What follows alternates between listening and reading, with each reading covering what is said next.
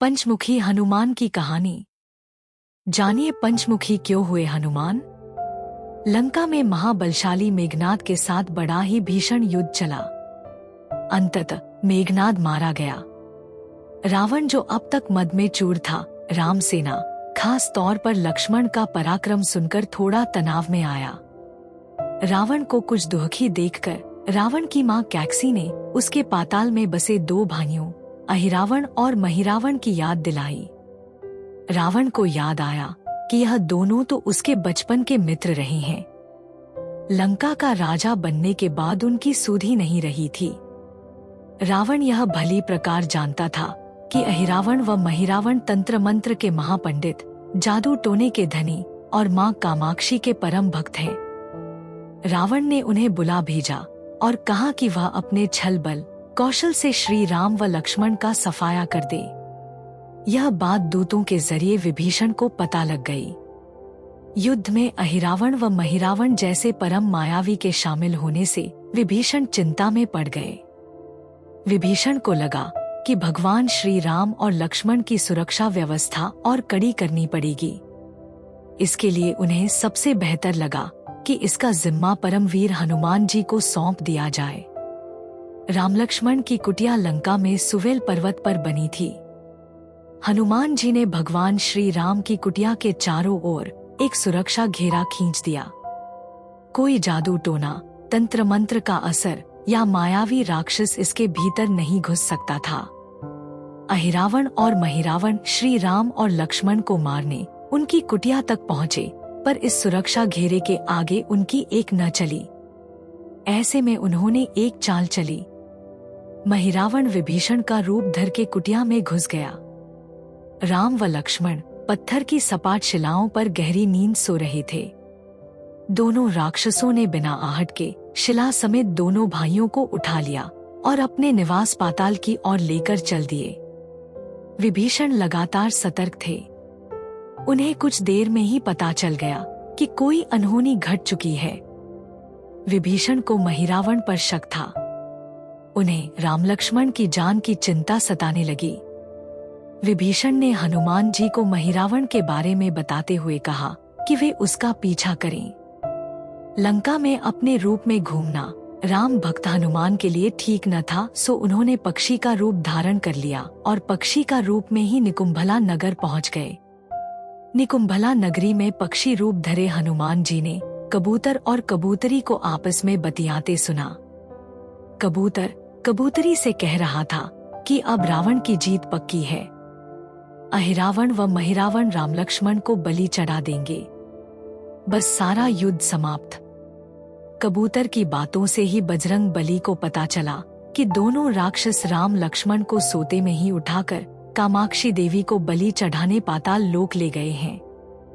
हनुमान जी वायु वेग से रसातल की ओर बढ़े और तुरंत वहां पहुंचे। हनुमान जी को रसातल के प्रवेश द्वार पर एक अद्भुत पहरेदार मिला। इसका आधा शरीर वानर का और आधा मछली का था। उसने हनुमान जी को पाताल में प्रवेश से रोक दिया। द्वारपाल हनुमान जी से बोला कि मुझको परास्त किए बिना तुम्हारा भीतर जाना असंभव है। दोनों में लड़ाई ठन गई। हनुमान जी की आशा के विपरीत यह बड़ा ही बलशाली और कुशल योद्धा निकला। दोनों में बहुत भयंकर युद्ध हुआ, परंतु वह बजरंग बली के आगे न टिक सका। आखिरकार हनुमान जी ने उसे हरा तो दिया, पर उस द्वारपाल की प्रशंसा करने से नहीं रह सके। हनुमान जी ने उस वीर से पूछा कि हे वीर, तुम अपना परिचय दो। तुम्हारा स्वरूप भी कुछ ऐसा है कि उससे कौतूहल हो रहा है। उस वीर ने उत्तर दिया, मैं हनुमान का पुत्र हूँ और एक मछली से पैदा हुआ हूँ। मेरा नाम है मकरध्वज। हनुमान जी ने यह सुना तो आश्चर्य में पड़ गए। वह वीर की बात सुनने लगे। मकरध्वज ने कहा, लंका दहन के बाद हनुमान जी समुद्र में अपनी अग्नि शांत करने पहुंचे। उनके शरीर से पसीने के रूप में तेज गिरा। उस समय मेरी माँ ने आहार के लिए मुख खोला था। वह तेज मेरी माता ने अपने मुख में ले लिया और गर्भवती हो गई। उसी से मेरा जन्म हुआ है। हनुमान जी ने जब यह सुना तो मकरध्वज को बताया कि वह ही हनुमान है। मकरध्वज ने हनुमान जी के चरण स्पर्श किए और हनुमान जी ने भी अपने बेटे को गले लगा लिया और वहां आने का पूरा कारण बताया। उन्होंने अपने पुत्र से कहा कि अपने पिता के स्वामी की रक्षा में सहायता करो। मकरध्वज ने हनुमान जी को बताया कि कुछ ही देर में राक्षस बलि के लिए आने वाले हैं। बेहतर होगा कि आप रूप बदलकर कामाक्षी के मंदिर में जाकर बैठ जाएं। उनको सारी पूजा झरोखे से करने को कहें। हनुमान जी ने पहले तो मधुमक्खी का वेश धरा और मां कामाक्षी के मंदिर में घुस गए। हनुमान जी ने मां कामाक्षी को नमस्कार कर सफलता की कामना की और फिर पूछा, हे मां, क्या आप वास्तव में श्री राम जी और लक्ष्मण जी की बलि चाहती हैं? हनुमान जी के इस प्रश्न पर मां कामाक्षी ने उत्तर दिया कि नहीं, मैं तो दुष्ट अहिरावण व महिरावण की बलि चाहती हूँ। यह दोनों मेरे भक्त तो हैं, पर अधर्मी और अत्याचारी भी हैं। आप अपने प्रयत्न करो, सफल रहोगे। मंदिर में 5 दीप जल रहे थे, अलग अलग दिशाओं और स्थान पर। माँ ने कहा, यह दीप अहिरावण ने मेरी प्रसन्नता के लिए जलाए हैं। जिस दिन ये एक साथ बुझा दिए जा सकेंगे, उसका अंत सुनिश्चित हो सकेगा। इस बीच गाजे बाजे का शोर सुनाई पड़ने लगा। अहिरावण महिरावण बलि चढ़ाने के लिए आ रहे थे। हनुमान जी ने अब मां कामाक्षी का रूप धरा। जब अहिरावण और महिरावण मंदिर में प्रवेश करने ही वाले थे कि हनुमान जी का महिला स्वर गूंजा। हनुमान जी बोले, मैं कामाक्षी देवी हूँ और आज मेरी पूजा झरोखे से करो। झरोखे से पूजा आरंभ हुई। ढेर सारा चढ़ावा मां कामाक्षी को झरोखे से चढ़ाया जाने लगा। अंत में बंधक बलि के रूप में राम लक्ष्मण को भी उसी से डाला गया। दोनों बंधन में बेहोश थे। हनुमान जी ने तुरंत उन्हें बंधन मुक्त किया। अब पाताल लोक से निकलने की बारी थी, पर उससे पहले मां कामाक्षी के सामने अहिरावण महिरावण की बलि देकर उनकी इच्छा पूरी करना और दोनों राक्षसों को उनके किए की सजा देना शेष था। अब हनुमान जी ने मकरध्वज को कहा कि वह अचेत अवस्था में लेटे हुए भगवान राम और लक्ष्मण का खास ख्याल रखे और उसके साथ मिलकर दोनों राक्षसों के खिलाफ युद्ध छेड़ दिया। पर यह युद्ध आसान न था। अहिरावण और महिरावण बड़ी मुश्किल से मरते तो फिर 5-5 के रूप में जिदा हो जाते।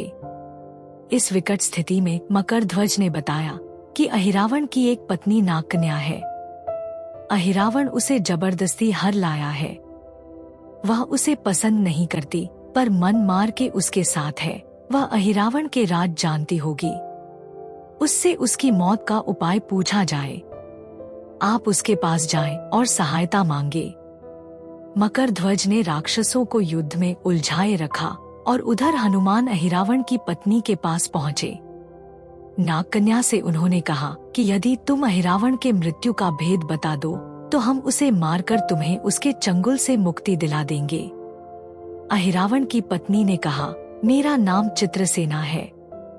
मैं भगवान विष्णु की भक्त हूँ। मेरे रूप पर अहिरावण मर मिटा और मेरा अपहरण कर यहाँ कैद किए हुए है, पर मैं उसे नहीं चाहती। लेकिन मैं अहिरावण का भेद तभी बताऊंगी जब मेरी इच्छा पूरी की जाएगी। हनुमान जी ने अहिरावण की पत्नी नागकन्या चित्रसेना से पूछा कि आप अहिरावण की मृत्यु का रहस्य बताने के बदले में क्या चाहती हैं?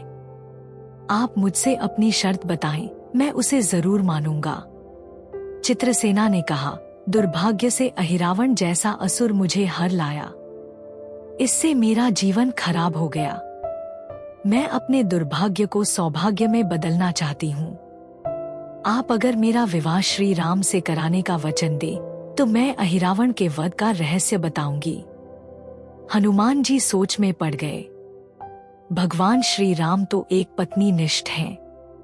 अपनी धर्म पत्नी देवी सीता को मुक्त कराने के लिए असुरों से युद्ध कर रही हैं।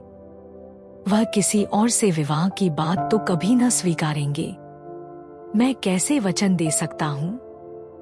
फिर सोचने लगे कि यदि समय पर उचित निर्णय न लिया तो स्वामी के प्राण ही संकट में हैं। असमंजस की स्थिति में बेचैन हनुमान जी ने ऐसी राह निकाली कि सांप भी मर जाए और लाठी भी न टूटे। हनुमान जी बोले, तुम्हारी शर्त स्वीकार है, पर हमारी भी एक शर्त है। यह विवाह तभी होगा जब तुम्हारे साथ भगवान राम जिस पलंग पर आसीन होंगे वह सही सलामत रहना चाहिए। यदि वह टूटा तो इसे अपशकुन मानकर वचन से पीछे हट जाऊंगा। जब महाकाय अहिरावण के बैठने से पलंग नहीं टूटता तो भला श्रीराम के बैठने से कैसे टूटेगा। यह सोचकर चित्रसेना तैयार हो गई। उसने अहिरावण समेत सभी राक्षसों के अंत का सारा भेद बता दिया। चित्रसेना ने कहा, दोनों राक्षसों के बचपन की बात है। इन दोनों के कुछ शरारती राक्षस मित्रों ने कहीं से एक भ्रामरी को पकड़ लिया। मनोरंजन के लिए वे उसे भ्रामरी को बार बार कांटों से छेड़ रहे थे। भ्रामरी साधारण भ्रामरी न थी, वह भी बहुत मायावी थी, किंतु किसी कारणवश वह पकड़ में आ गई थी। भ्रामरी की पीड़ा सुनकर अहिरावण और महिरावण को दया आ गई और अपने मित्रों से लड़कर उसे छुड़ा दिया। मायावी भ्रामरी का पति भी अपनी पत्नी की पीड़ा सुनकर आया था। अपनी पत्नी की मुक्ति से प्रसन्न होकर उस भौंरे ने वचन दिया था कि तुम्हारे उपकार का बदला हम सभी भ्रमर जाति मिलकर चुकाएंगे।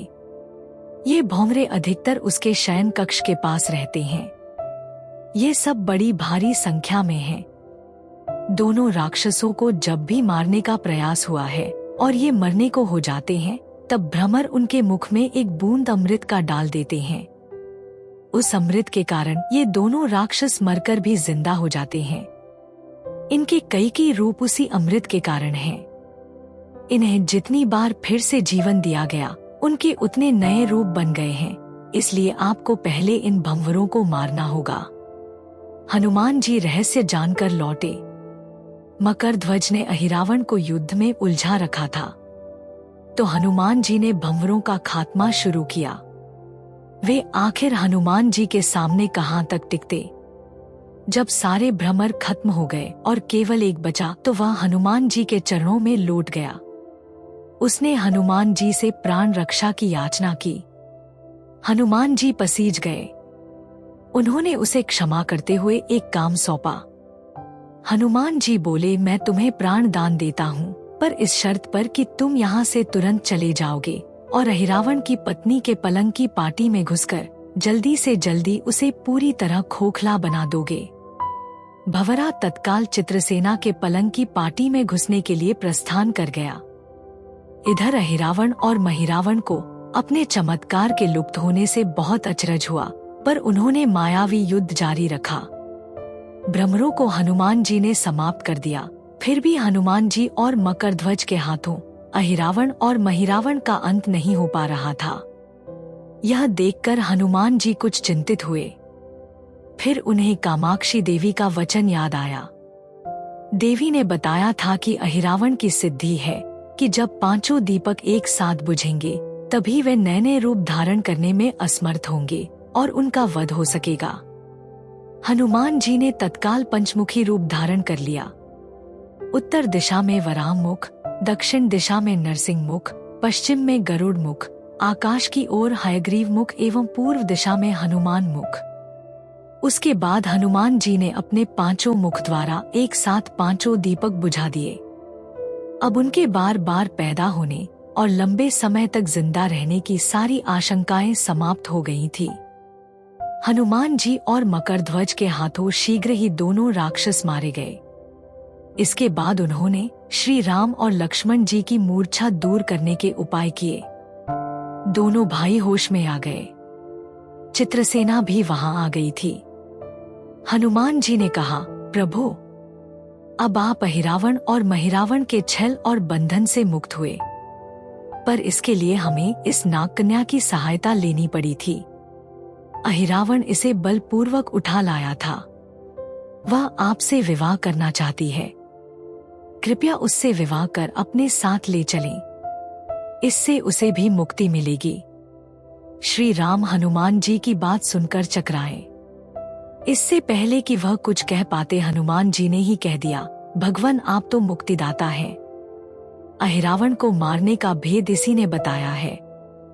इसके बिना हम उसे मारकर आपको बचाने में सफल न हो पाते। कृपा निधान इसे भी मुक्ति मिलनी चाहिए। परंतु आप चिंता न करें, हम सबका जीवन बचाने वाले के प्रति बस इतना कीजिए कि आप बस इस पलंग पर बैठिए, बाकी का काम मैं संपन्न करवाता हूँ। हनुमान जी इतनी तेजी से सारे कार्य करते जा रहे थे कि इससे श्री राम जी और लक्ष्मण जी दोनों चिंता में पड़ गए। वह कोई कदम उठाते कि तब तक हनुमान जी ने भगवान राम की बाह पकड़ ली। हनुमान जी ने भावावेश में प्रभु श्री राम की बाह पकड़कर चित्रसेना के उस सजेजे विशाल पलंग पर बिठा दिया। श्री राम कुछ समझ पाते कि तभी पलंग की खोखली पाटी चरमरा कर टूट गई। पलंग धराशायी हो गया। चित्रसेना भी जमीन पर आ गिरी। हनुमान जी हंस पड़े और फिर चित्रसेना से बोले, अब तुम्हारी शर्त तो पूरी हुई नहीं, इसलिए यह विवाह नहीं हो सकता। तुम मुक्त हो और हम तुम्हें तुम्हारे लोक भेजने का प्रबंध करते हैं। चित्रसेना समझ गई कि उसके साथ छल हुआ है। उसने कहा कि उसके साथ छल हुआ है। मर्यादा पुरुषोत्तम के सेवक उनके सामने किसी के साथ छल करें, यह तो बहुत अनुचित है। मैं हनुमान को श्राप दूंगी। चित्रसेना हनुमान जी को श्राप देने ही जा ही रही थी कि श्री राम का सम्मोहन भंग हुआ। वह इस पूरे नाटक को समझ गए। उन्होंने चित्रसेना को समझाया, मैंने एक पत्नी धर्म से बंधे होने का संकल्प लिया है, इसलिए हनुमान जी को यह करना पड़ा। उन्हें क्षमा कर दो। क्रुद्ध चित्रसेना तो उनसे विवाह की जिद पकड़े बैठी थी।